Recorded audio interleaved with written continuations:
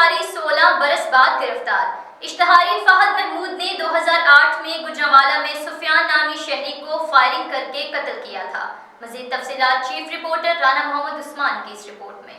مجرم بعد ازاں بذریعہ ڈنکی بیرون ملک فرار ہو گیا۔ اشتہاری فہد محمود نے یونان میں پاکستانی پاسپورٹ حاصل کیا، جس پر اسپیشل آپریشن سیل نے مجرم اشتہاری کا ریڈ نوٹس ایشو کروایا۔